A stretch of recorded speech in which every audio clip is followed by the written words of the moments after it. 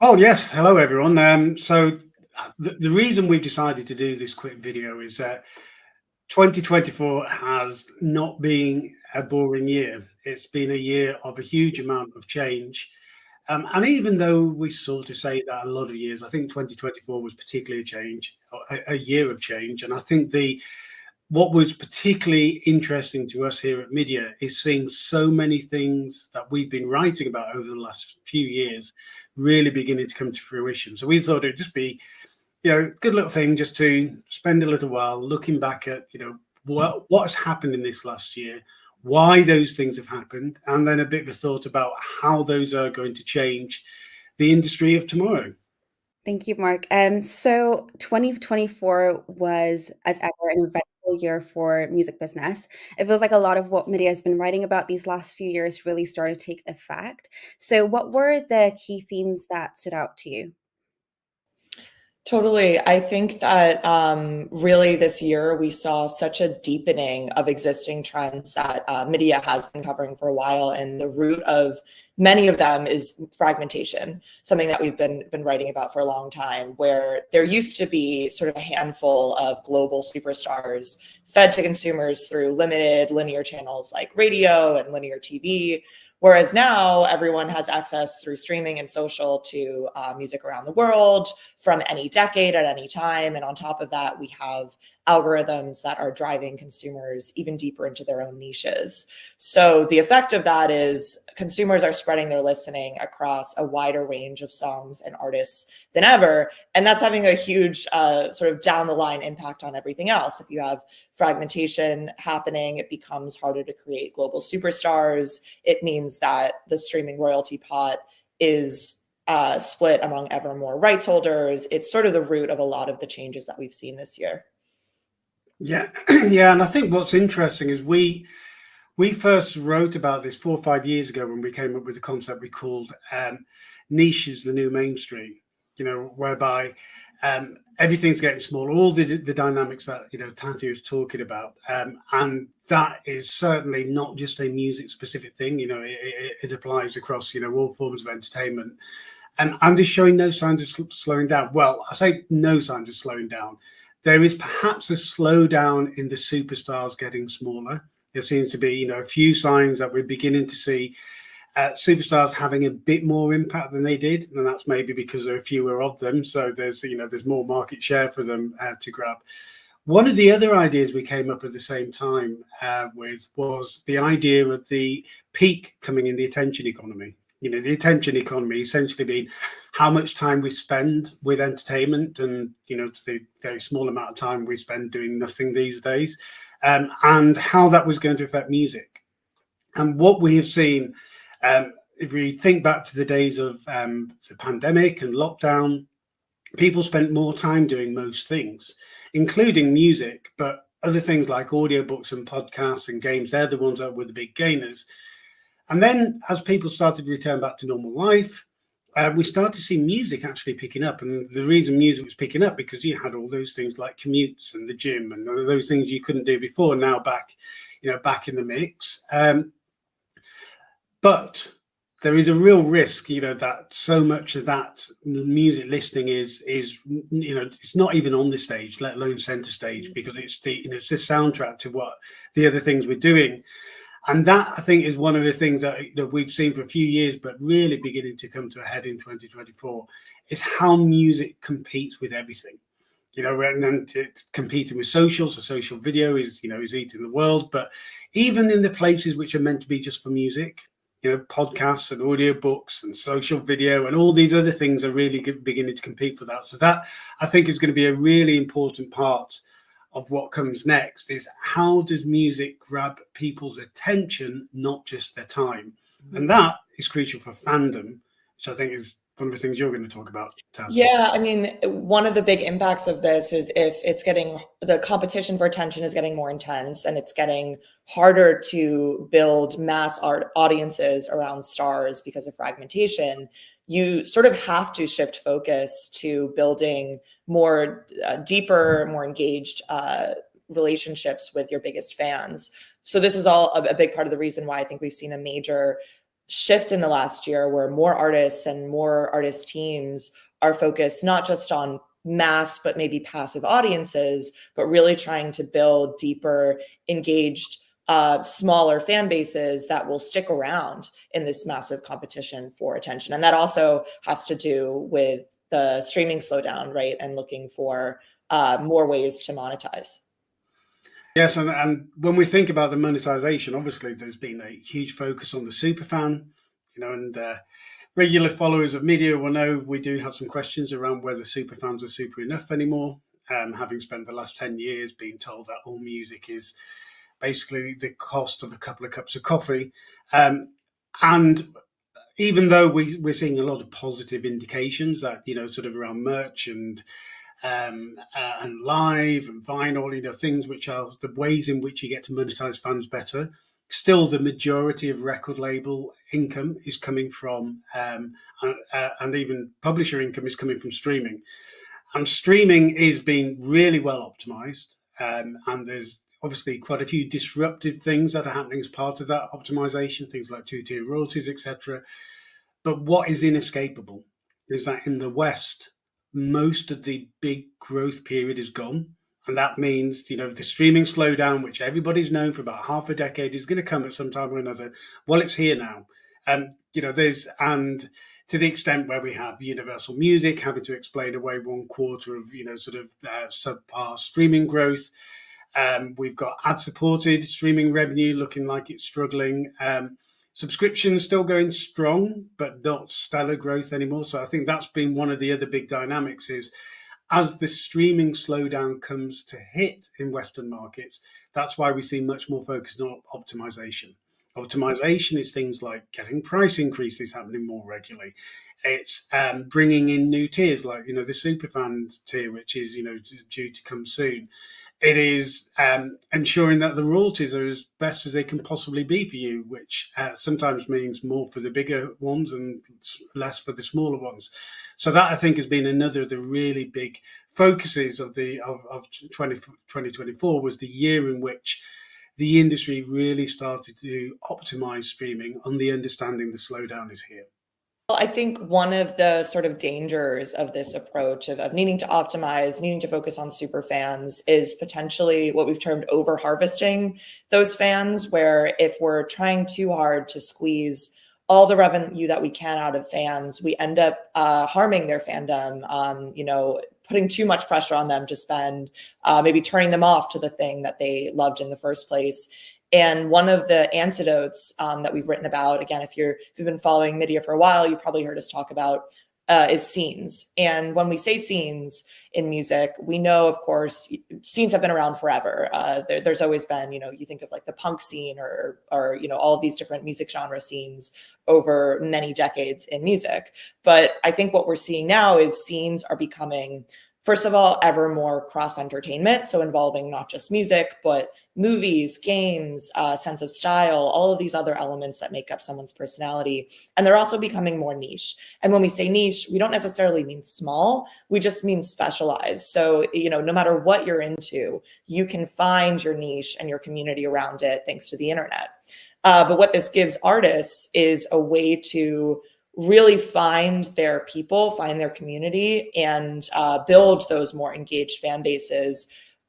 Consumers who have become fans of an artist, not just because they like the sound of the music, but because of all these other things that make up your ties to a scene, from the artist's backstory, their value system, their sense of style, their sense of humor, all of these sorts of things. So you'll see us continuing to write about scenes more and more in the coming year.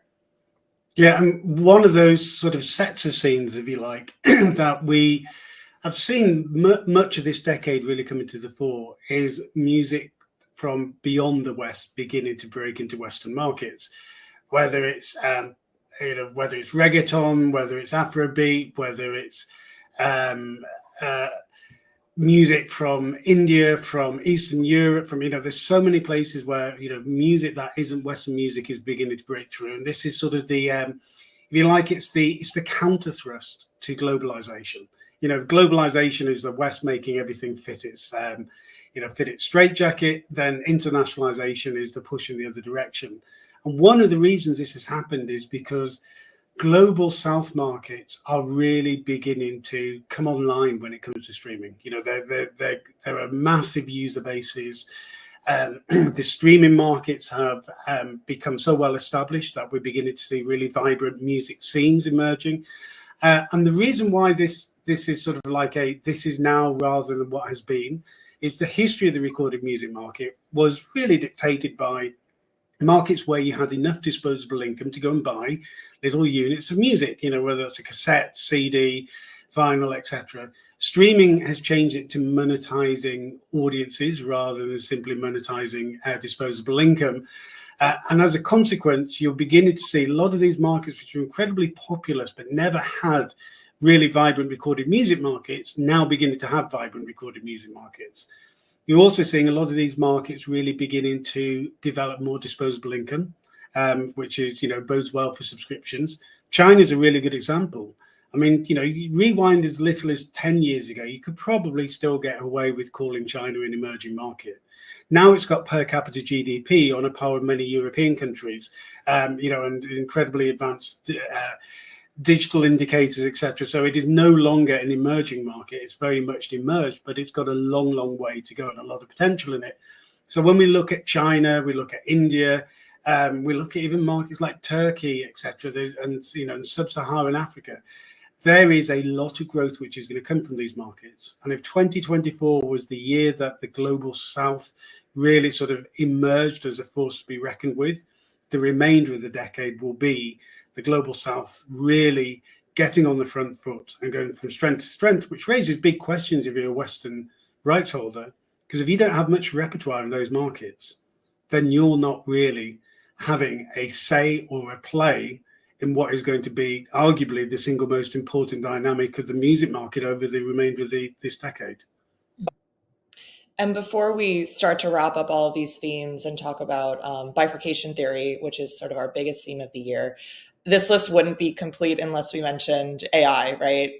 If there were two words in the music industry lexicon that you've heard more in the last year than probably ever, they were superfans and AI. And there's a couple ways that we think about the impact AI has had. One is it really is in many ways deepening pre-existing trends rather than just creating new ones. So if you have AI continuing to lower the barrier to entry to making and releasing music, you have more people getting into music making, more music being released. That adds to the competition for attention, that adds to fragmentation, that adds to the royalty pot being split among ever more rights holders. It's accelerating a lot of these changes. But one of the big ones that I think doesn't get talked about enough is how it is accelerating fan creation culture. We've also seen AI taking a bigger role in how fans these days don't just want to sit back and listen to the music that they're fans of. They want to actively create with it. So things like being able to remix the stems of your favorite song and the different startups that have emerged to allow fans to do that. This is another way that I think AI is continuing to change and we'll have more in the next year. Yeah. And there's a whole laundry list of other things we could have included. Things like streaming fraud, the rebalancing of the music creator economy, the return of music catalog investment. I mean, there's just, there is so much going on, but we only have so much time. So why don't we just wrap up this section, Tati, telling the world who doesn't yet know what bifurcation is. So if you haven't heard about bifurcation theory yet, first of all, you can go to MIDiaResearch.com/bifurcation and you can download a free summary of this report. But the gist of it is that the needs of a new generation of creators and also their fans are leading the way to this split in the music industry, where we have these two parallel industries increasingly developing alongside each other, where on the one hand, you have the traditional streaming focused industry, and on the other, you have an industry built around social and fan engagement and this blurring line between creator and consumer. And just to break that down as quickly as possible now, a little bit more.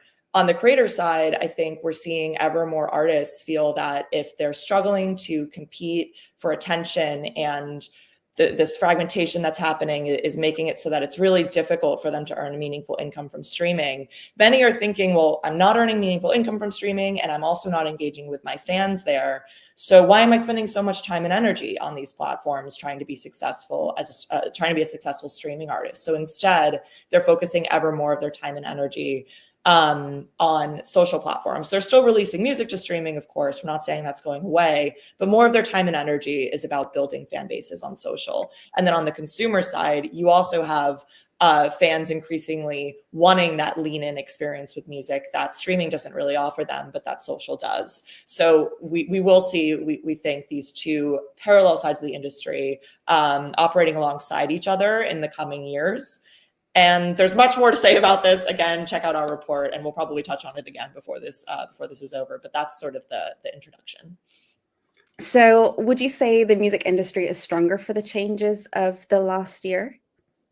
Well, I'll put my politician's hat on and say it is both stronger and it is weaker. I think there's been a huge amount of optimization around what is, the listen side of the bifurcation equation, which is where the majority of the industry gets its revenue from at the moment. So that makes sense. And there are lots of, new emerging problems like AI and fraud. But again, the industry is coming up with solutions to all of those. It doesn't necessarily mean all of those solutions will work, but nonetheless, it is identifying how to fix the problems which are coming its way. But I'm sort of interested, Tati, whether you think on the other side of the equation, whether the industry is stronger or weaker for this shifting away from, or the start of a shift away from the streaming side. Well, I do think that all the trends that we just talked about are leading the industry to sort of have to focus on building deeper, more engaged relationships with fans. And I don't think that's a bad thing. It's also not a bad thing that more, because of fragmentation, more sort of mid-tier artists are finding their fan bases. It's just that they're having to build on these platforms outside of streaming, because the reality is that the traditional streaming focused business, it's all about scale. It's not really optimized for focusing on and rewarding engaged fan bases. So I think all of these changes will make us stronger in the sense that as an industry, we'll have to focus on fandom and engagement, and these are good things. But the weak point right now is that the industry isn't set up for that. So there's a lot of change that has to happen for us to come out of this stronger instead of weaker. But I do think that I'm hopeful for that. Awesome. So with your future gazing glasses on, what do you think will be the key trends that will shape 2025 and beyond? Well, first of all, I think it's worth saying that the changes that happened in 2024 are going to carry on happening in 25 as well. It's not like January the 1st happens and suddenly those things stop. But there will be new things, and we've, as you'd expect, we've spent a lot of time thinking about what's going to be coming. And if you want to hear more about those, we've got a webinar coming up, our annual predictions webinar coming up soon, where you can hear the whole MIDiA Analyst team talking about their predictions and myself and Tati talking about music ones. But I'll give you a little teaser. So you heard Tati talk about the bifurcation theory. Well, inflation is a hot topic at the moment. We've got bifurcation inflation. We've got trifurcation. Now, it's not actually the same thing, but it is a way of viewing a lot of this sort of segmentation, which is beginning to happen in the music business. So if you think about so much of how you can view the music business, you can view through the lens of there being 3 cohorts. So if you take, for example, music, we've got passives, we've got fans, and now we're trying to create super fans. That's a trifurcation. You've got the long tail of artists, you've got the middle class artists, you've got the superstars, trifurcation. We've got streaming is going to have this super fan tier. Well, you've got free, you've got premium, and you've got super premium. Again, trifurcation. You look at live music, you've got the superstar acts like, sort of Taylor Swift's Eras tour, which is a thing in itself. Then you've got the, sort of the main body of gigging artists. And then you've got all these sort of smaller, struggling artists who don't have as many venues to play at anymore. Again, it's a trifurcation. So that's something we're going to be building out a lot in 2025 in our research, really looking at how so much of the music industry is getting more and more compartmentalized into groups of 3. Thank you for joining us. If you enjoyed this conversation, be sure to visit www.midiaresearch.com/events to sign up for our upcoming webinar, the 2025 predictions. Our in-house analysts from across games, video, music, audio, and social industries will be diving into the year's key trends shaping 2025 and beyond. We look forward to seeing you at the 2025 predictions webinar.